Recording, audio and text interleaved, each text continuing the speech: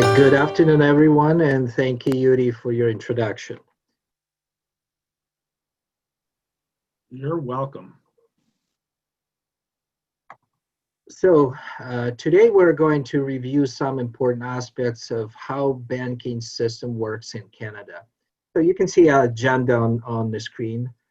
So we'll talk a little bit about what is banking and what banking system we have in Canada, how to open accounts, what kind of accounts you can open, and what kind of services you can get from financial institutions. Banking in general is, scientifically, financial process carried out by an institution that accepts deposits, lends money, and transfer funds. So banks will take the deposit, give somebody that money they receive from those people. They transfer money if they need to. And on the screen, you can see just a little funny picture.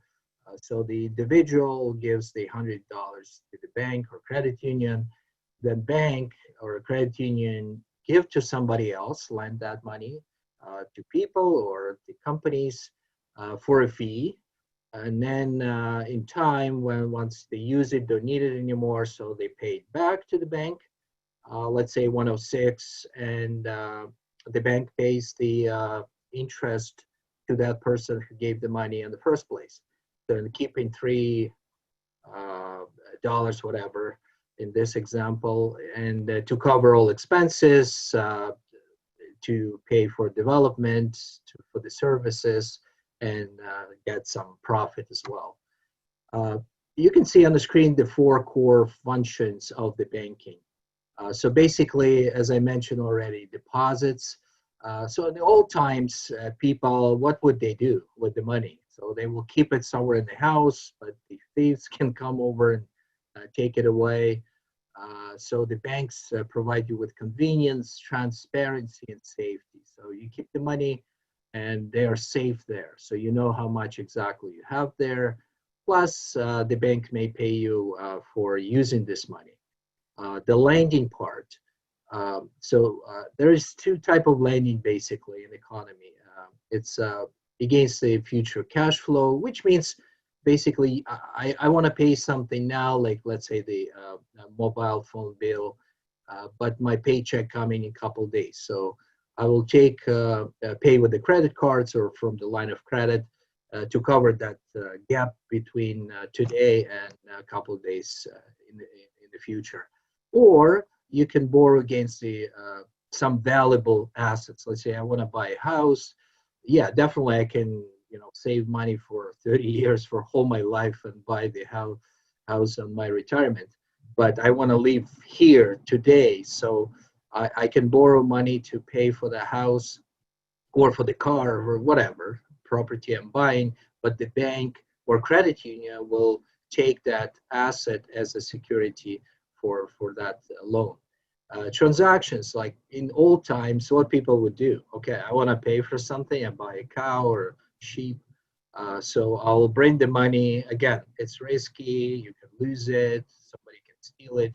So the banks provide you with efficient infrastructure, connection. Let's say you have somebody back in Ukraine at home, so you want to transfer money, and it can be transferred like in 5-10 minutes. You can e-transfer money. So all that banks will give you that convenience to pay for whatever you need to. And the fourth one, you can see that's advisory. We come to some points of life when we need to ask somebody, oh, what I can do. So how can I pay for it? So how I can save the money. So that you come to the professionals at the credit union, and they can help you with all these questions. So you can see these some of the main types of financial institution which accepts deposit, lend money, and do something. Supervisory responsibility for financial sector in Canada is divided between federal government and among provincial governments. And you can see like chartered banks, they basically are regulated federally, but not provincially. Credit unions not regulated federally, but regulated provincially, and so forth. On the federal level, within the federal government, Financial Institutions Supervisory Committee acts as a chief coordinating body that sets regulatory policy and supervises financial institutions.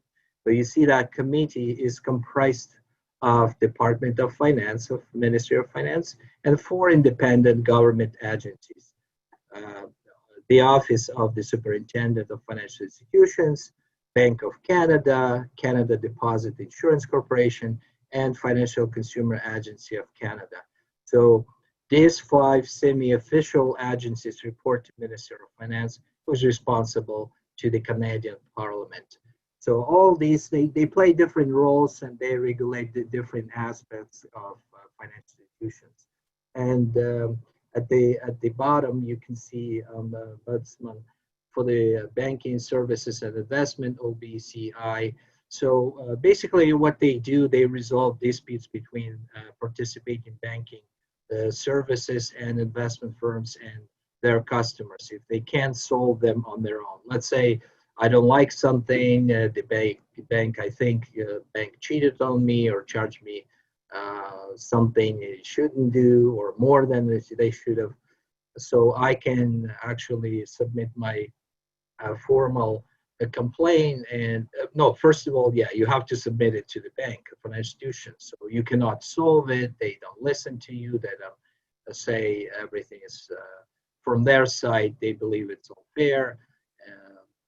So the next step would be, send a complaint to OBSI, and then they will look at it. It's not a government agency. Decisions is not mandatory. They basically intermediary, but most financial institutions would listen to this because if you go to the court based on the decision which OBSI made, so court probably will listen to you, not the financial institution. On a provincial level, you can see Financial Service Regulatory Authority of Ontario, or FSRA, or FSRA, some people say. It's an independent regulatory agency created to improve consumer and pension plan beneficiary protection in Canada. So FSRA was established last year to replace the Financial Service Commission of Ontario, FSCO, you can see on the screen, and the Deposit Insurance Corporation of Ontario, DICO. The agency is flexible, self-funded, and designed to respond rapidly in the evolving commercial and consumer environment. So basically, this agency regulates almost 300 insurance companies in Ontario, almost 7,000 pension funds, 65 credit unions, 50 loan trust corporations, and many other insurance agent, broker, mortgage broker, all these organizations. So, and you can see at the bottom, Ontario Securities Commission, which basically regulates everything pertaining investments in stocks, bonds, mutual funds. So in Canada, you have to right to open an account at the bank or federally regulated credit union, as long as you show the proper identification and you come personally at the financial institution. If you coming to credit union, provincial credit union, then it's up to credit union accept you as a membership. Yeah, all you need to do basically just contact the credit union, like Ukraine Credit Union, in person. Like you can call and set up an appointment and take the proper acceptable. Usually it's a government issue with your photo ID, and you come and say, "Oh, I want to open an account." And because the credit unions and banks, they basically provide absolutely the same scope of products and services, people often confused and they don't understand what's the difference. And here you can see the credit unions, they owned by their clients, the members. So we don't call the people who we serve clients. We call them members because they're our owners. So when you join the credit union, you become our owner. At the bank, another site, it's a shareholder-owned financial institution not owned by bank customers. So usually it's a big public corporations owned by people all around the world. It may be China, Japan, Europe, Africa, South America. So all over the places. It's thousands of, if not millions of people own the bank. So in the credit unions, when we make the profit, after we pay all expenses for our development, the portion of earnings usually distributed to the credit union members and communities in the form of profit sharing. It's like we supporting Ukrainian community organization, immigration aid society, social aid society, churches, student associations, so many organizations. So that's our profits go to. And on the other side, the banks, their organization for profit not share with the bank customers. So all profits go to shareholders, the people all around the world. Credit unions run by local boards of directors who are elected by fellow credit unions members. So any of you, if you're a member, can become a director and make a life decision what the credit union should do, what the policy we should do, what's the direction of our development. Banks on the other side, run by board of directors, not necessarily bank customers. That can be people from different countries even. And credit unions member can vote on how their credit unions is run. So basically, any of our member client, right, can come to the meeting, general meeting, and say, I don't like your ATMs. Several years ago, people say, oh, why are your ATM only in English? We want it in Ukrainian.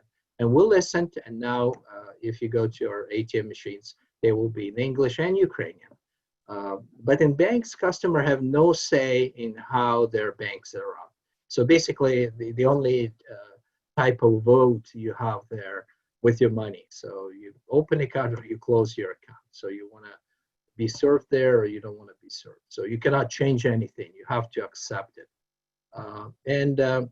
At credit unions, member eligibility typically open and make sure you talk to your the credit union. So, but there are three type of bonding, it says, if it's not open bond.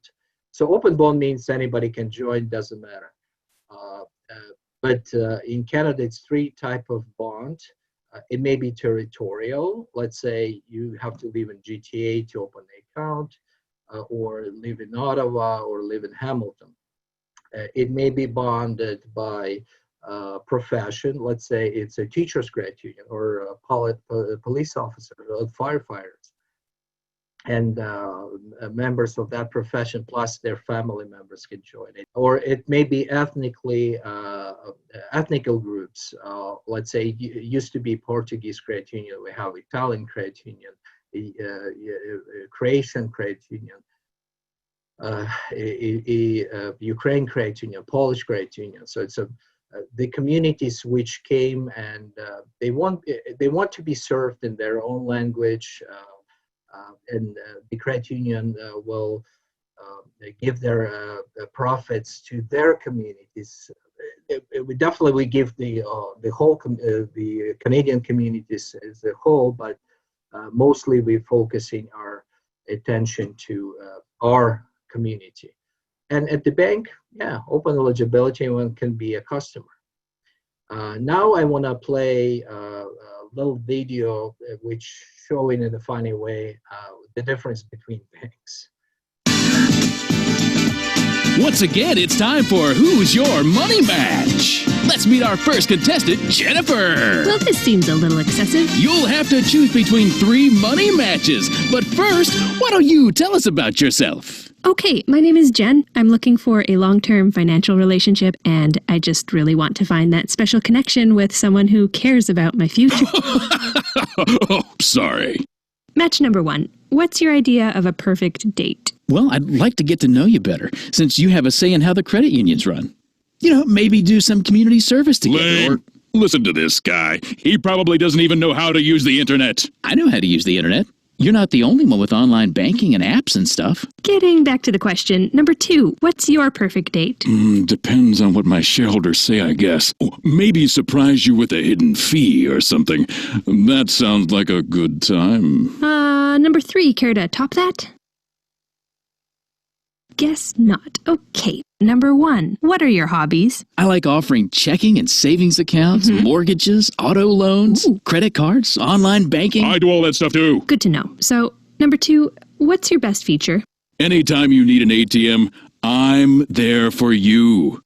Unless it's another guy's ATM. When you use those, I get angry. And when I get angry, I make you pay some fees. But at least I have ATMs. Unlike number 1 over here. What? I've heard the rumors. Well, you heard wrong, because I have ATMs too. So do my friends all over the country. We often team up to give better surcharge-free ATM coverage. Whatever. Number 3, my friends say I'm a bit of a foodie. How about you?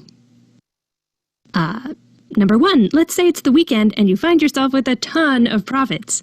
How do you spend them? Well, I would spend it on you. You know, do something special, like introduce a free checking account or lower the interest rates on your loans. Aw, that's so sweet. What about you, number 2? The profits? Oh, I'd spend those on myself. Well, my mind is pretty much made up, but why do you think we should pair up? Because I'm a bank, and I am popular, and I am very rich because my customers pay me a lot, and I am very rich. And I think you should choose me because I'm a credit union, and I want you to make smart decisions. Not just the most popular ones. Super rich. Just saying. Yeah, okay, credit union, let's roll. What? Ah, cool! Whee! I just don't get it. I'm a popular guy. Am I right, Pig?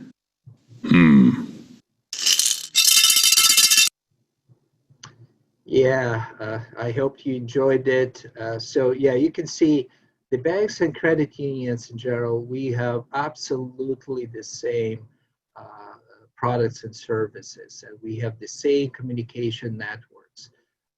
The banks used to have big ATM networks, but really a credit union network, which basically comprises all credit unions in Canada and smaller banks, we the second largest ATM network, which is free of charge.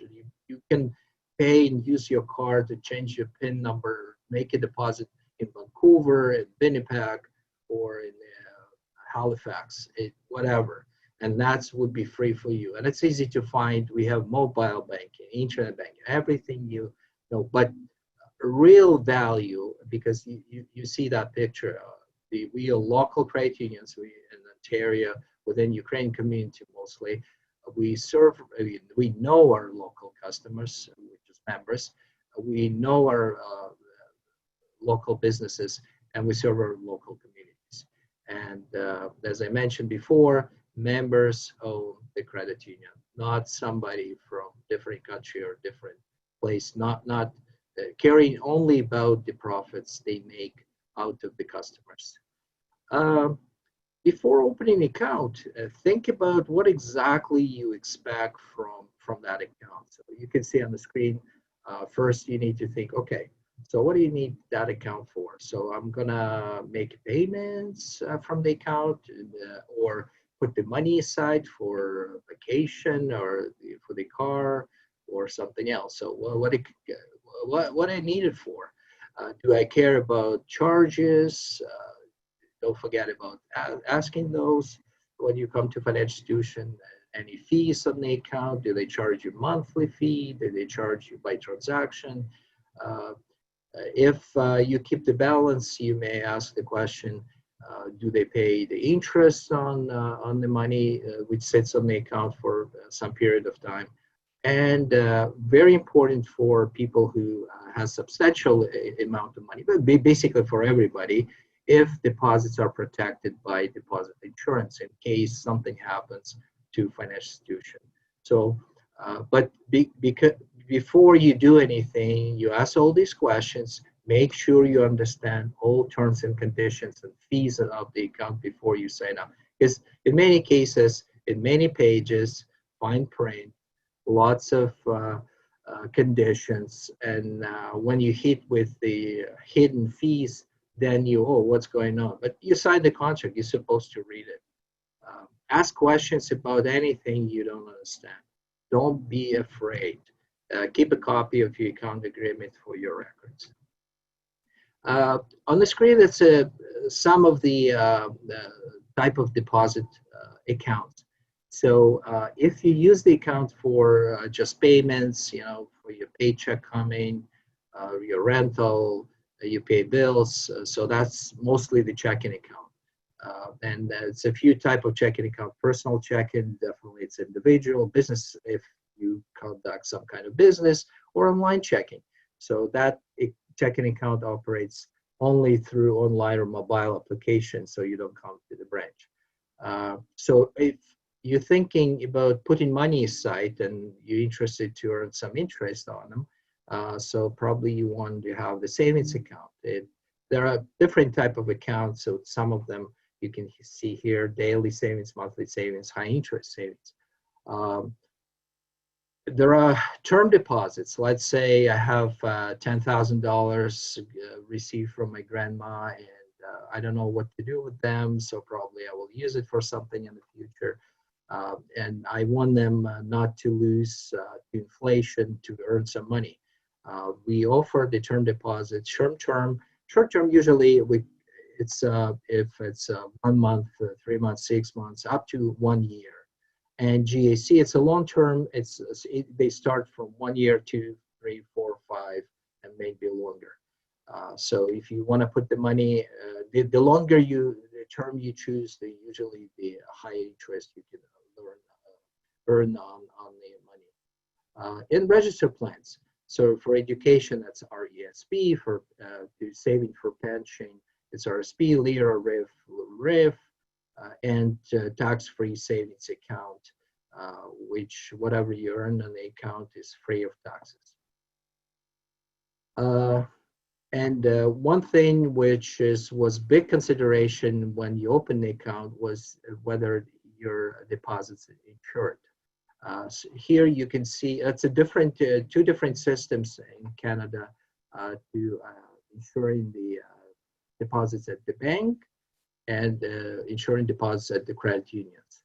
So if you can see at the banks, all eligible deposits are insured up to 100,000. So basically it means if I have a checking account, 1,000, a savings account, 1,000, something else, then they will be combined. If they're not over 100,000, they would be insured. They put all deposits in 7 categories. It's like RSP, TFSA, RSP, trust accounts, and each that category on your name will be insured up to 100,000. The maximum basically 700,000. But only 2 categories they're non-registered plans. So everything else is registered plans. So basically, you have non-registered up to 200, and on the registered plan, each 100,000. On the other side, Ontario credit unions insured the regular deposits, non-registered, up to 250. So if you have 100,000 on the checking account, 100,000 on the savings account, and 50,000 on the trust account, all 250 will be insured. And all registered plans are fully insured, so it's unlimited. So if you have $1 million on into your TFSA, good luck with that, or RSP or RIF or whatever the registered plan is, it will be fully insured. It doesn't matter what the amount is on. So definitely you can see the difference between safety to invest into banks and credit unions. Another thing you need to keep in mind is power of compounding of your interest. Let's say in this example, let's say you get 10,000 from your grandma, and she says, you know what, when you buy a house or whatever, just put that money for your retirement. just make them grow. And it shows you, let's say you put in there some decent mutual fund at 8% annual return. So if you put it at age 25, you would end up with 217,000. But if you delay 10 years and you put that 10,000 at 35, you would have at the your age 65 only 100,000. But if you delay 10 more years until you're 45, you will get just 68,000. So basically the difference between delaying for 20 years is 150,000, which your 10,000 could have earned. Another thing, some people say, so how could this all compounding works? So that's a simple rule. It's just very simplified rule called the rule of 72. So if you have some amount of money, it answered the question, so how long would it take your money to double? So if you divide rule number 72 by your annual interest, let's say 3% on the GAC, it will give you answer how long would it take your money to double. Let's say you have 10,000, you put it 3,000. To have 20,000, it would take 24 years. If you put money at 6% in some conservative mutual fund, it will take just 12 years to double. But if you put in more like stocks and bonds, which would earn you 12% on average on your money, so that will take just 6 years to double. So that's just a simple rule for you to understand the power of the compounding interest. So what credit accounts you can have at a financial institution, at a credit union or bank? We divide it in three categories. The personal credit, so that's for personal needs. Oh, okay, I need to buy furniture or clothing, going on a vacation, pay for my education, buy a car, whatever. Do some little renovation in my washroom. So then, yeah, you can get unsecured loan, secured loan, overdraft protection, or line of credit. If you buy a residential property like your house or your condominium or your townhouse, so that we call it mortgages, and basically this loan will be secured by your house. If I do the renovation in my house and I have some equity in the house to borrow against, you can get your home equity line of credit. So you can use that line of credit to renovate and put the value of your residence up. And third category is a commercial loans. So it's a two-type commercial loans. Investment mortgages, which basically when you borrow money against residential property, but you use that residential property to rent it out to somebody else. It could be one family house or apartment you buy, or it may be house with the basement and the house at 2 units. It may be triplex with 3 units or fourplex with 4 units. So it's a maximum of 4 units maybe in that property. So then it's an investment mortgage.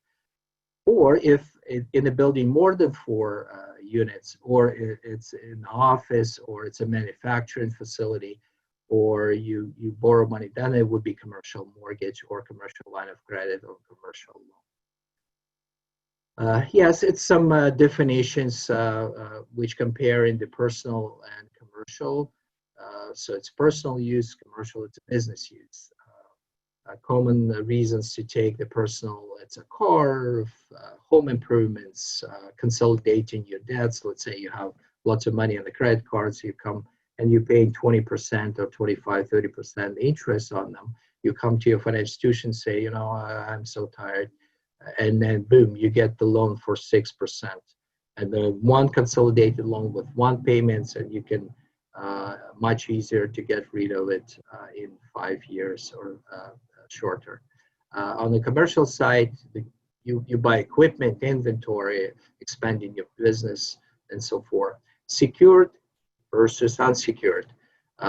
So unsecured, yeah, that's definitely, you understand. So we just give you the money because we trust you and we believe you can pay it back. So it's not taken as a security. And secured means we took something in security. If something goes wrong and the person cannot pay back and everything falling apart, basically the financial institution will come, take the car or a house, sell it to cover the value of the loan with all expenses on it.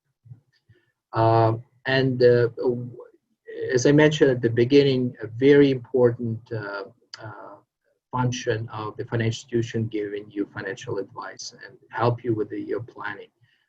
Usually it comes with the stages of your life, very important stages of your life. Let's say your kids or you going to school, you have to pay tuition, pay for the rent, food and so forth. So we offer student loans for that. Buying a car, so car loan, buying a home, mortgages, estate planning. So it may be different stages. Let's say you're still, 40, 50-year-old, but you don't want, your family fight over when you're gone. So you want properly plan everything, how it would go after it's gone. Or you're a beneficiary, you get an inheritance. So you want to talk how to use it. Retiring. So as I mentioned in the example, if you start at 25 years, so you can have much more money, like 20 times more if you invested that early. But what's the proper strategy for you, considering your career? So what you do, so how you planning to live your life? So you need some professional talk to you, helping you with this. You're selling your home, so you don't want to pay penalties. So you come to your professional at the credit union, talk also how can I avoid, the pay less interest, and get the most value of my investments in the house. Taking vacation, expecting events, whatever you can imagine. Another thing is time horizon for financial planning. So some people say, oh, so how far I have to start thinking about something and start saving money if I don't want to borrow money against it. Yeah, if you're thinking about buying a car and you want to save not to take a car loan for 100%. So it's the rule of thumb, start thinking 3 years before you want to do this. If you're thinking about saving money for your children, start thinking at 15 years before they probably would go to university. And if you're thinking about your retirement, so 30 years, that's a proper time, not later to start, as you could see previously on compounding power compounding interest. And that slide shows you some risk. Is you know what? The same rule in lending, the same rule in saving. So the least risk you take, the less interest you earn. The more risk you take, the most likely potential to earn more money there. But you can lose the money as well. So the chart shows you the different type of investment vehicle which you can use, and from safest to risk, as well as how much you can earn on them. So the safest is savings accounts, JC, and they insured up to 250 and register plans unlimited at credit union, or money market accounts, which is pretty safe. The second on that scale is mutual funds with short-term and intermediate-term bonds, because bonds usually they backed by equity of the company which issues the bond, so they have some safety in them. On the middle is a blend of mutual funds with stock as a bond, because they have some risk, but also they have something backed with equity in them. The fourth category is mutual funds with diversified stocks, because it's a portfolio which is managed by professional managers. It's lots of risk there, but again, it's a professionals which have proper education, proper experience to manage people's money. And the most riskier, that's in the individual stocks. So if you did decide to invest, let's say, in the stocks of Tesla or Yahoo or Facebook or whatever, and something happens with that company, you can lose all your money. But you can win all your money. You can double, triple, quadruple, whatever. But that's a risk there. So that basically gives you some general view of risk and what you can earn on this.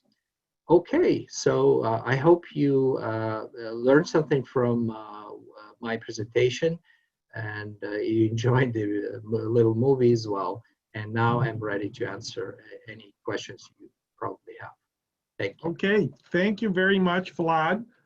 So I have a few questions here. I think we have enough time to answer them all. First one is, what's the major difference between the daily savings and monthly savings account? Yeah, that lots of people confused. They say, "Oh, both of them savings," so, but one called daily, one monthly.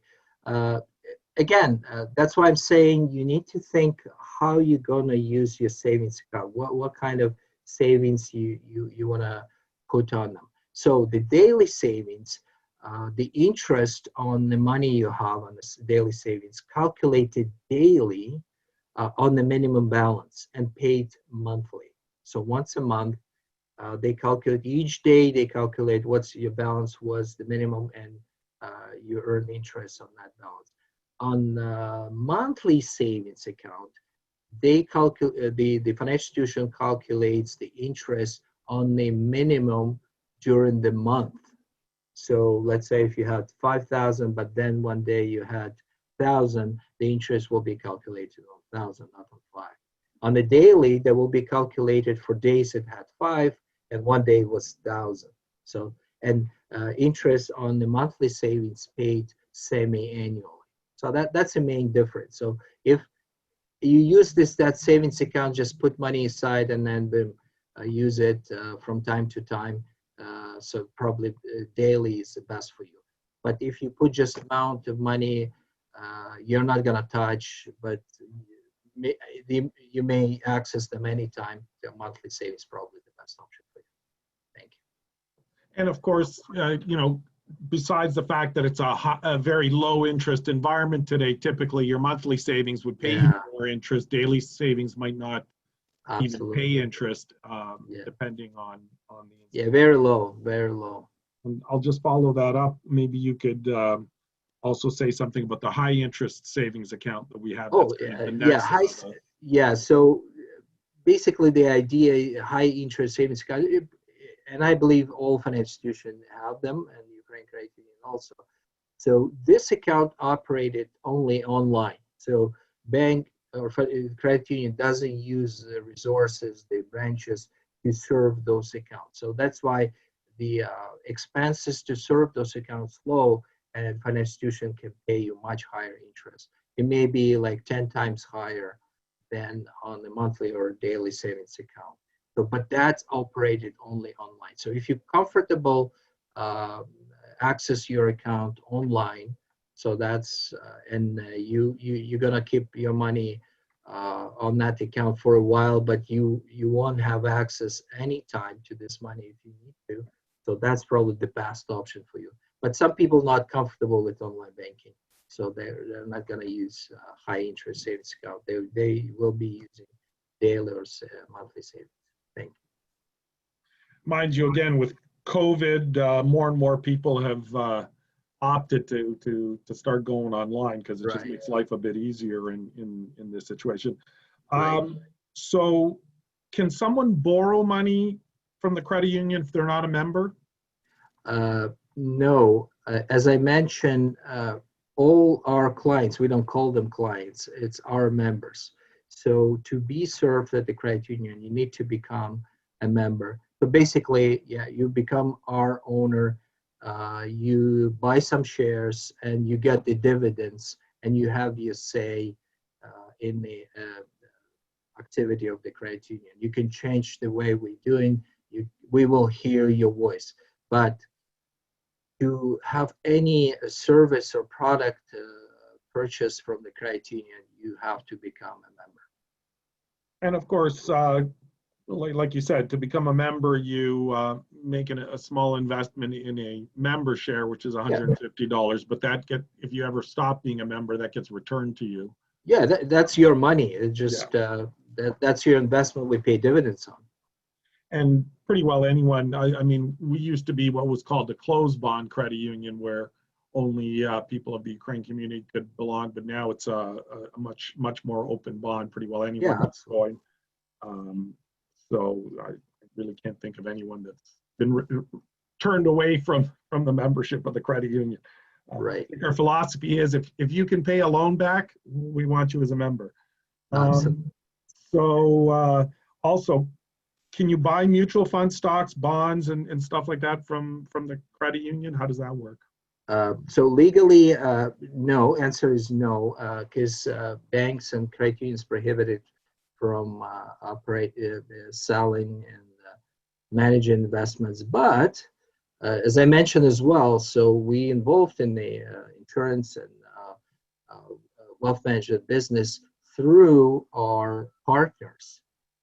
So we have a very experienced professional wealth strategy group, which they belong to different companies. So they dually employed, so employed with Ukraine Credit Union. But when you do any mutual funds, stocks, bonds, they will do exactly what any dealer or broker would do.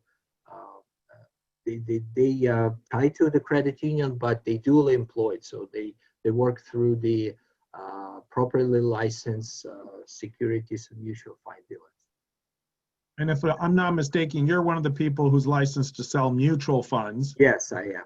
Are you licensed for the stocks as well, or is that? No, unfortunately not, but we have branch managers who do. Yeah, the folks at the Wealth Strategies Group are licensed to do that.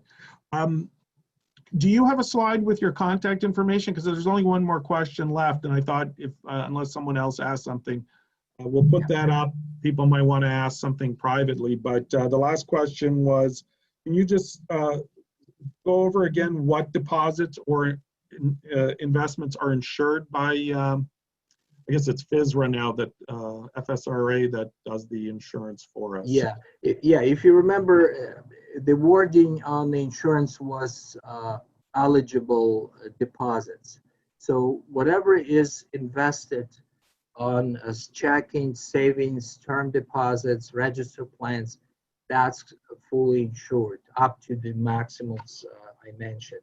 But this shares, stocks, whatever you have at the mutual funds, stocks or bonds at the wealth management groups or the companies, our partners, they're not covered.